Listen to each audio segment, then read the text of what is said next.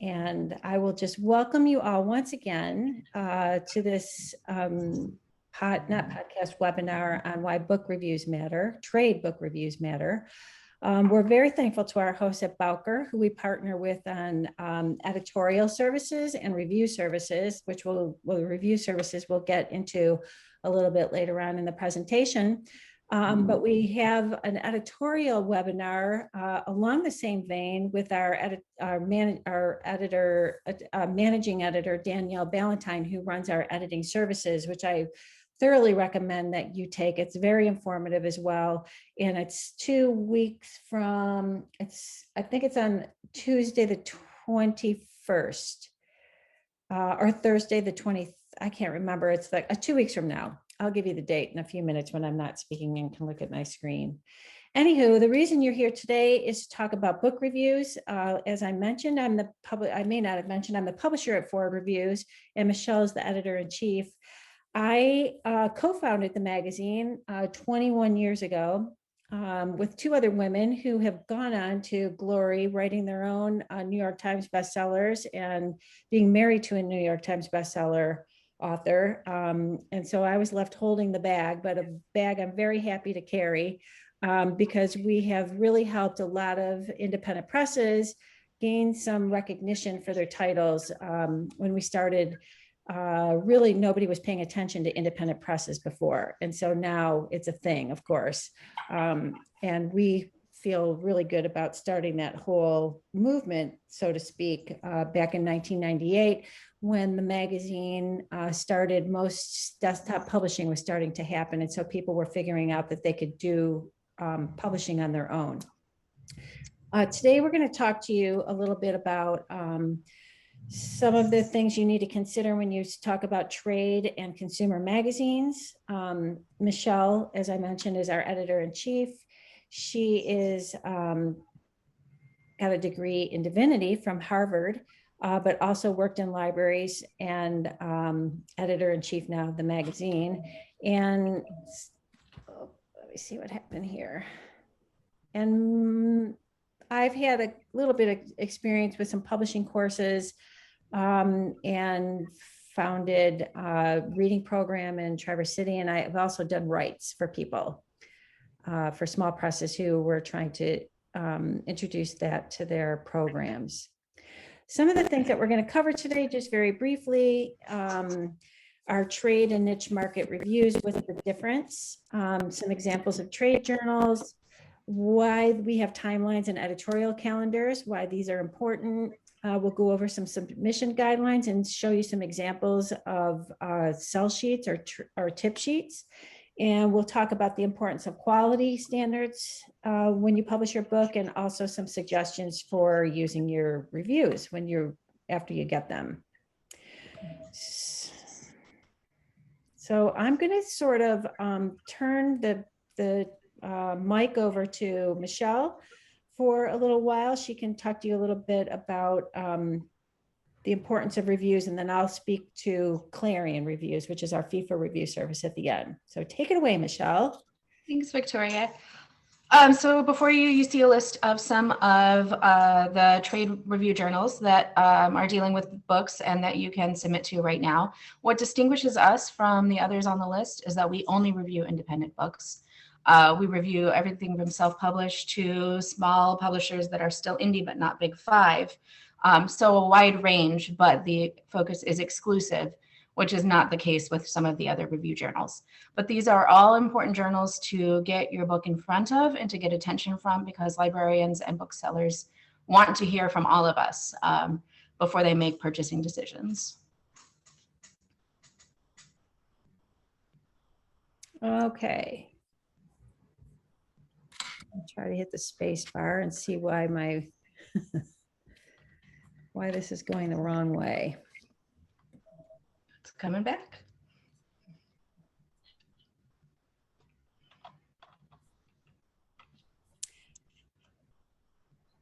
Okay, there we go. Sorry, Michelle. No worries. So the difference between a trade journal and a consumer publication is that we are speaking to people in the industry and that we're doing pre-publication work. Our primary audience is librarians and booksellers who are considering adding books to their collections or adding books to their shelves. So they need to hear about things in advance, which is different from a consumer publication where you can get coverage later after your books come out, and where you're talking directly to readers. This is not going to be directly to readers. It's going to be to the people selecting books for readers. So it's a bit of a wider swath.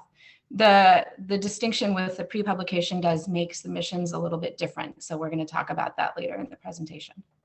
And just in a more basic level too, the reason you want to reach the trade first instead of the consumer market is because once you start doing interviews and advertising or getting notice out to the consumer market, they're going to run to their favorite bookstore or library looking for the book, and the library and bookstore is not going to even know about it yet. So that's why you want to get the trade on board first, so that they actually have it waiting for the reader when they come to visit them. Yeah, absolutely. So what we do here, what we hope to accomplish is to serve this market, to serve the people selecting books in advance, to let them know about quality books that are coming out that fill specific purposes, that fill holes in their readers' lives, or that speak to readers in ways that are familiar to them. Librarians are always looking for a certain swath of genres that they know serve their readerships, but they need to hear about things that are coming out that are of note and that have been vetted by professionals in the industry. And that's what we do. We do think about how every book measures up to other books in its genre. We're well-read people here. We've read a lot of books, and we know a lot of what consumers are looking for. So we're thinking about books in terms of where they're going to fit at all times. Our reviewers are thinking about that as well. We hesitate to do direct comparisons because that's not helpful, but they're always thinking about where does this book fit. We think about noteworthy authors. We're always looking at, do we know this person? Is this someone who we know readers are going to be looking at? But also, is this someone that readers should be looking at? Is this a new author who's doing something fresh and exciting that readers should be reading? So it's a balance of the two. And we think about trends, we think about genres. In the back of our magazine, we always cover a mix of nonfiction and fiction. We try to balance that as much as possible, but we also have regular features. We know that librarians and booksellers are always looking for great children's books, so we always have a big children's book feature. And then we do things like in our next issue, we're going to have a beautiful nature feature with 5 books focused just on nature writing that are in themselves incredibly diverse. So you want to familiarize yourself with every publication and what they're doing coming up, but also know that we're always looking across genres. And because we do indie presses, we're also doing some different things. I wanted to just give props to our editorial department because we are one of the few journals who still cover poetry, and I'm very proud of that. And nature books is another. You know, there's just not much art being taken care of anymore, and I'm really happy that we're still doing that. And indie presses are still publishing it. Oh yeah, absolutely. So what's in it for publishers? What you need to know about librarians and booksellers when they're thinking about purchasing, and libraries in particular, is that they need a credible source for every book, and they need about 3. They need to know that someone like Foreword, someone like Publishers Weekly has vetted the book, has given it a stamp of approval before they can even consider purchasing it. So that is an important part of book reviews, getting it into those databases that librarians and booksellers are looking at, so that they know, okay, 3 trade review journals have said this is a book that I should have. I should absolutely have this book. They don't have time to do it all themselves, so they do depend on us. It's also good for marketing. We love it when we see a quote of ours appear on a book. I'm sure the other trade review journals feel the same. We love to have a voice in that conversation, to speak to readers and let them know this is why we were excited about the book in particular. And it's also very useful for you from the marketing standpoint. Just a note, because this tends to complicate things for listeners, libraries and bookstores order from one source or 2 sources or 3 sources maybe. And I've listed the bigger ones here: Ingram, Baker and Taylor, Bowker, and some others, up to 50 other syndications we have, and so do the other trade journals. The library and bookstore owner is not going to order from individual publishers. They need to go through these wholesalers or distributors to buy their books, so it all appears on one invoice, and makes the ordering process that much simpler. And especially libraries who go to these databases will find reviews from most of the trade journals on books in particular categories. So for instance, if a patron at a library says your books on martial arts are really old, what can you order a couple of extra ones? They'll go to their database at Bowker, call up this is very generalized, of course, call up a martial arts category, and all of the books that have been reviewed rise to the top. And that's what's important. That's what's so critical about getting your book reviewed by a trade magazine.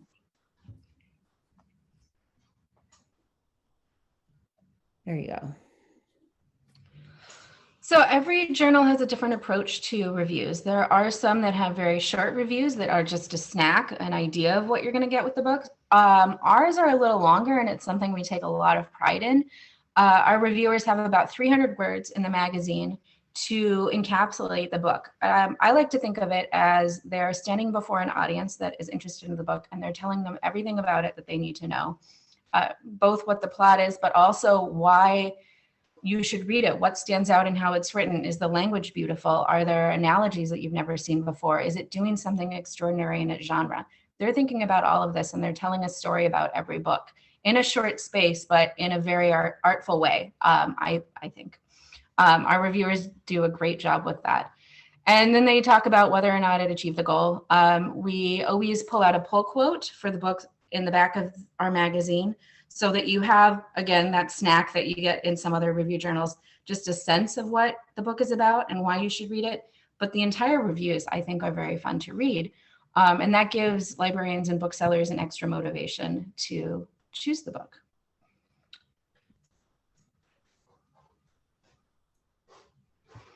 So the when is extremely important. The when is extremely important for us, and it's extremely important for the other journals too. Because librarians and booksellers are thinking about books far ahead of purchase or far ahead of publication date, we need to see books about 4 months ahead of time. 4 months is a general rule. There's some wiggle room there sometimes. So for example, our next issue that I'll be selecting for is January, February. Those books are due on 9/15.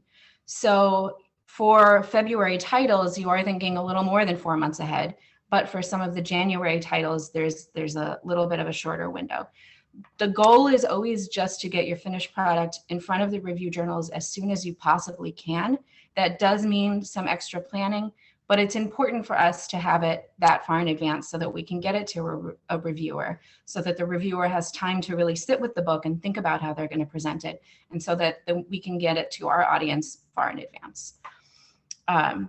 What to send? You're going to want to send the book. A lot of us are now taking, Foreword and other review journals are now taking PDFs and encouraging PDFs instead of hard copies, both because it makes things a little bit easier on publishers and authors, and because it's faster, it's efficient, it's a good way to do things. You can also send hard copies if you think that it's important that the reviewers see the hard copy. Some people have deckled edges or other features of the book that they really want a tactile version of it in front of the reviewer, and that's fine. It's just a little bit harder to do the 4-month window. So you're going to want to send your book. You're going to want to send it with a tip sheet that can also serve as your cover letter, presenting a short idea of what the book is about and why we should be interested in reading it. We're going to cover a little bit more of what needs to be on the tip sheet later, but it is a very important facet of it because it gives us the information we need right up front. Follow-ups are a little complicated. Some of the other journals have bigger staffs and have systems in place to do that. You can always shoot us an email and just say, have you seen the book? Did you receive the book? But we can't always follow up on individual books. We do let everyone who is being covered know that they're being covered, but we're only able to cover about 10% of what's submitted. So it's just not possible for us to follow up with everyone individually. A PR agency always helps, but it's not going to be a deciding factor for us. It's helpful in that it's someone who has experience, and oftentimes other publishers aren't going to have that experience. So having someone who's knowledgeable about the processes who can help you with it, that's always a benefit.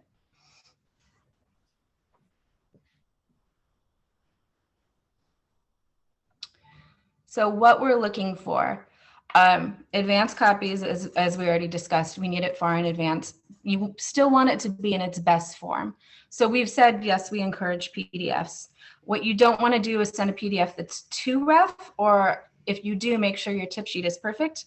If you can send with a cover to let us know how it's going to be packaged, that's ideal, because we do need to know that. It's something that readers consider, it's something that librarians consider. Presentation does matter as much as we maybe like to hope that the cover doesn't matter. It does. Give us as much of an idea of what your finished product is going to look like as possible, so that we can in turn present it to our readerships in as accurate a way as possible. With nonfiction, expertise is essential. We cover things like self-help titles. It's good if the person writing that book has a PhD or some experience with psychology, so that we know that we can trust that their work is doing everything that people in the industry are looking for. So give us a good idea, if it's a nonfiction title, of what the author's background is, what their credibility is, so that we can present that to our audience as well. When we're looking at things like genres, we want to see something that's a little bit different. We want to see something that's surprising us in some way in the genre, that does everything that we expect of a genre title, but that is also doing something new and cool and different that we can tell our audience about. Quirky is good for us. We're into independent books. That means we're always looking for something that's going to surprise readers. And we do think about, well, because we're an independent source, is this a book that anyone else is going to give attention to? Is it a book that deserves attention? We want to make sure that smaller publishers, author publishers, are getting the attention that they deserve, so that they stand with the other books that they stand with in terms of quality.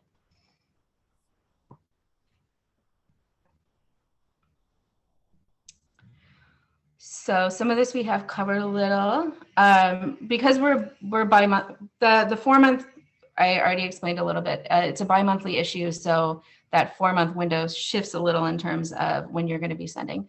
We have resources on the website letting you know what we're covering for a specific issue that are very important to look at. In terms of our reviewers, I'm very proud of our reviewing staff. They're scattered not just across the country, but across the world at this point. We have reviewers in Spain. We have reviewers in Africa. These are people who are well-read in their genres, and who are ready to be an informed source for other readers in the genres. Let's see. What else do you think is important to highlight here, Victoria? I think you got it all in Okay. a prior note. Yeah, I do. You can answer questions if they want. So we have some examples here of tip sheets that we found very useful and very good, and that are doing things that are worth replicating. This core press one is good because for a number of reasons. There's a good idea of who the author is. There's a good summary of what the book is, but we also have the cover, and that box at the bottom is why we pulled this one forward. Actually, it has every bit of information that we are looking for right off the bat. Publication date. Publication date is the first thing we look at in the office. If the publication date doesn't fit, if it's a book that's already out and that we can't cover, that's the first level of discarding that we have to do. There's just not a way around it. So you want to make sure your date's up front, so we know that this is a book that we can cover for the issue coming up. ISBN is important. We need to have some sense of who's going to distribute, so that we know that our readers can get the book, that they have easy access to it, that a librarian is going to be able to read about it and then also purchase it. There's praise for the author here. That's good too. Some people are going to have experts in the field who have already weighed in on the book even before we get it 4 months in advance. If you have that, that's great information to highlight, because then we know there's an extra level of credibility. And I will just point out, if you look closely, you'll see a fold in the middle of this sheet of paper. And this is really all that's necessary, is a piece of paper that's folded up and put in the inside cover of the book, or attached to the email, because that's what Michelle will read first. We don't need folders with, glitter and bookmarks and things like that. The quality of the book will speak for itself. And so minimalist is something I think that we both would recommend to you here. Definitely preferred. So Brave Enough is a great book from Flex, which does YA. One good thing about this is that they've thought about font, they've thought about presentation in terms of what the genre is. This is a YA title. We know that right up front, looking at the sheet without even having to read the genre. So they've thought a lot about presentation here, which is fantastic and very helpful just in terms of us organizing the books that come in, and knowing where it's going to fit. We cover a number of YA titles every issue. In our bigger issues, we cover 8, and other issues we cover 5, but we know that we're looking for 5 great YA titles at least every issue. So this helps us to know, well, this is something we should give a little bit of extra attention to because it might fit in a particular way.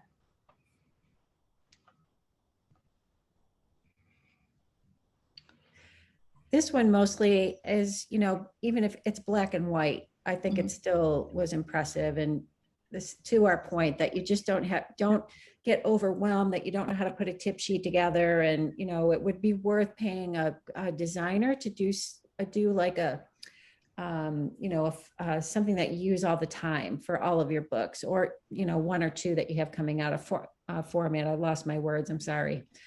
But I don't know what else you would have to say here.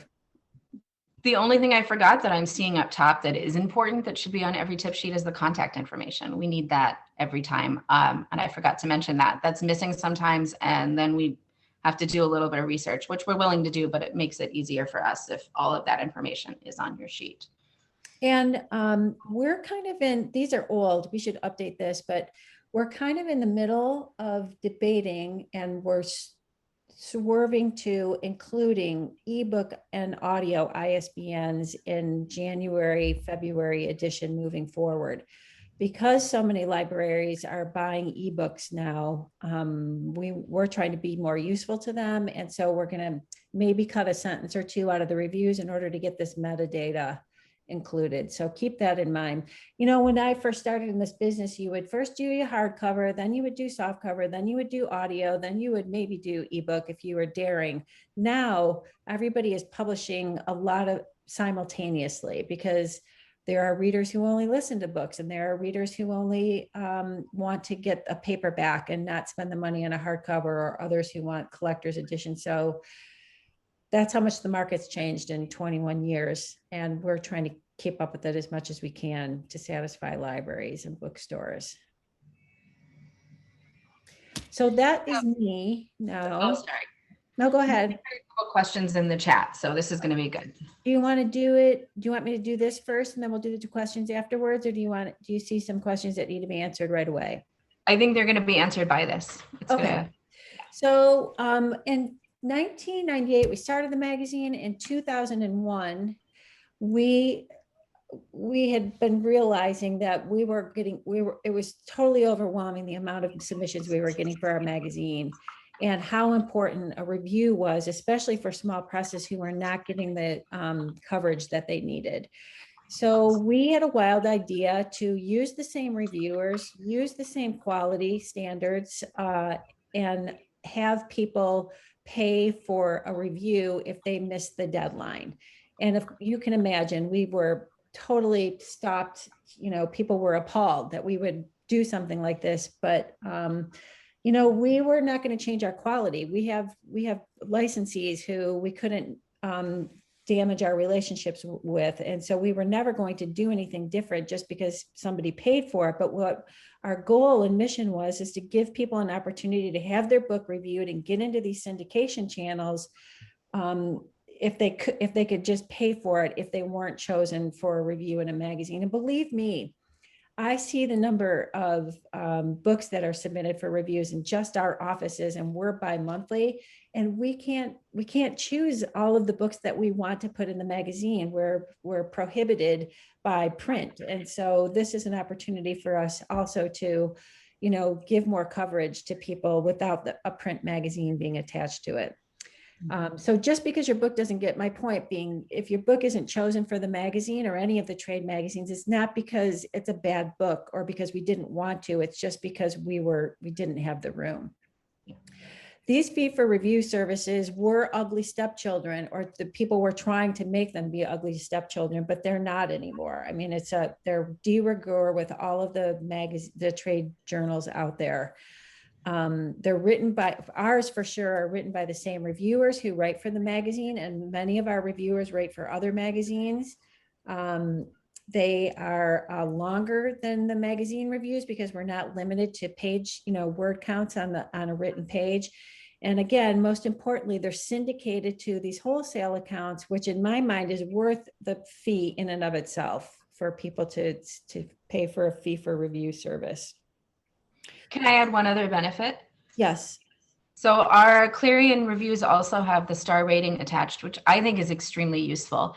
There's a degree in magazine reviews to which the books have already been vetted. There are presumed recommendations. So sometimes the lead can almost get buried. That never happens with Clarion. You know right up front what the reviewer thought of it. And a rave feels more nuanced, I think, when you get a 5-star review. And I forgot to mention that our fee for review service is called Clarion.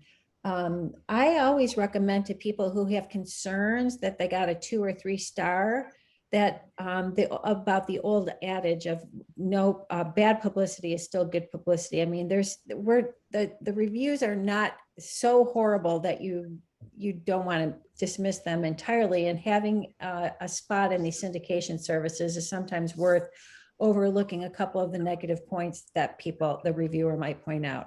Plus, by the way, if you're early enough in the process, you can make changes that the reviewers might say need attention. If there's a lot of typos or there's some flow that's not happening or the format looks bad and they mention that, you can still make these changes, which is another part of the reason why we started this. We were just hoping that people would improve their quality of their books if necessary through the review service. And so, we just want to mention because of that we really think that you should invest in cover art and interior design and get editorial assistance. And this is not a friend or a husband or a partner who is helping you, but somebody who can professionally make suggestions and make your project better. We also recommend that you do your homework and learn about all the trade journals before you just send, willy-nilly this PDF to all 10 of us in a, BCC, because that's a good sign that your book is not going to be reviewed, and we can tell when that happens.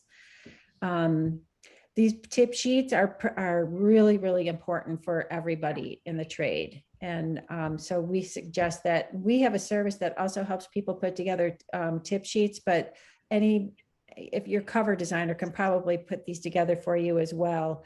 And I'm going to share the presentation with our friends at Bowker, so you'll be able to refer to these if you want to at a later date, but you can Google what a tip sheet or sell sheet is for publishing and come up with some good examples as well.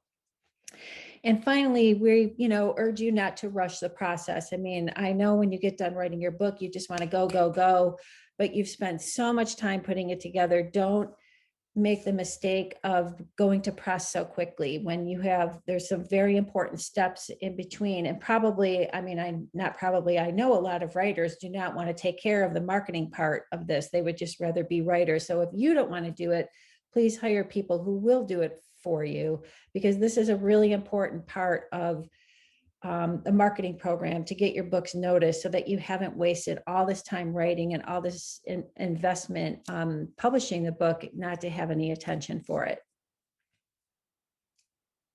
This is another editor-in-chief we had. I mean, I just want to give you an idea of this. You can see behind Michelle too. This is the process of selecting books for the magazine. I'm not going to, I'll talk about BISET codes a little bit.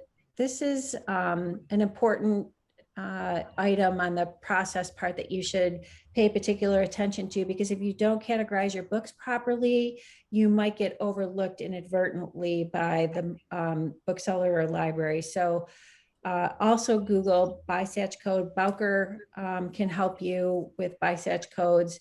But if you have a business book, there's 100 categories on business books, including crowdfunding and travel and entrepreneurship. And you want to make sure that you designate yours properly, because that is seriously how librarians search for books. If they have a patron request, for instance, on martial arts, there's probably 12 categories in martial arts if they want to get the or more proper coding for. This is another presentation that I'm not thinking is going to be very interesting for this group. I'd rather get to the questions. Remember your timing. It's important for you to get your books to trade reviewers early. Just as a summary, fee for reviews like Clarion are not frowned upon anymore. They're really a good investment. Make sure you put quality in. Because I heard James Daunt talk about this earlier this spring. He's, frankly, he said, we just don't have the shelf space for bad books. And we're not going to put bad books out, even if it's good inside and the cover is bad. They really want to make sure that they're showcasing the best independent presses to their clients. And we want to help you do that. And like I mentioned a little bit earlier, writing a book and marketing a book are two very different jobs. And if you're not prepared to do both of those, it's okay. You just should hire some professionals to help you, and you'll get more attention that way. There you go. I'm going to leave this screen up for just 1 minute because I want you guys to jot down our email addresses. We're both very happy to answer questions. They don't always come up during the event, and we can help you with them afterwards. And there's a lot of information at our website, forewordreviews.com, if you want to go there and look for our submission deadlines and our categories. I'll keep this up for one more second. So Michelle, do you have some questions you want to, let me see if I can do that. No, I'll just stop the share. There we go. I believe we covered a lot of it just in the process of the presentation, a lot of the questions that came up. One tiny caution, not with our fee for review service, make sure you research who you're using. The list we provided earlier, those are all sources that librarians trust. I would add Blue Ink to that list. But make sure you're looking for a review service that doesn't just do positive reviews. You need someone who's going to be objective. So research before you submit.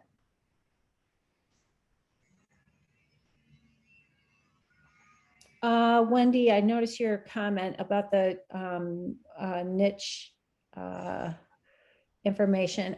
If you email me separately, I'll send you those slides because I didn't spend very much time on them. And that's Victoria@forewordreviews.com. Sorry about that. And yes, niche books are the specialized books, and it just is it's a whole nother marketing conversation that is like probably another hour long, which is why I didn't want to get into it. But there are a lot of opportunities for you to sell your books in niche markets outside of the trade.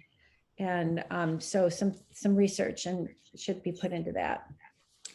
I'll put the email addresses back up. Or I'll type mine in, and Michelle, can you put yours in the chat? Okay. I just put both of ours in the chat. You did? Okay. I'm not Do we have reviewers for all types of books? Yes, we review. Yes, fiction. Yes, we have several who prefer to read books by people of color, about people of color. We have people who cover everything. That's really important to us. We have people who read occult books. We have people who only read history books. We have people who read across genres. Our requirement is that people be knowledgeable in the genre that they're reviewing in and that they want to review the book. So yes, is the short answer. The longer answer is, yeah, it's pretty nuanced, and we have a very diverse staff.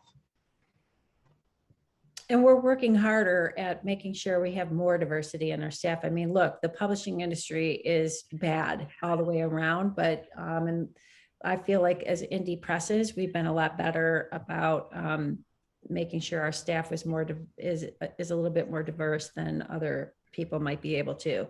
We're in Traverse City, Michigan, though. It's not easy to find locally, which is why we're so thankful that we have an international group working with us.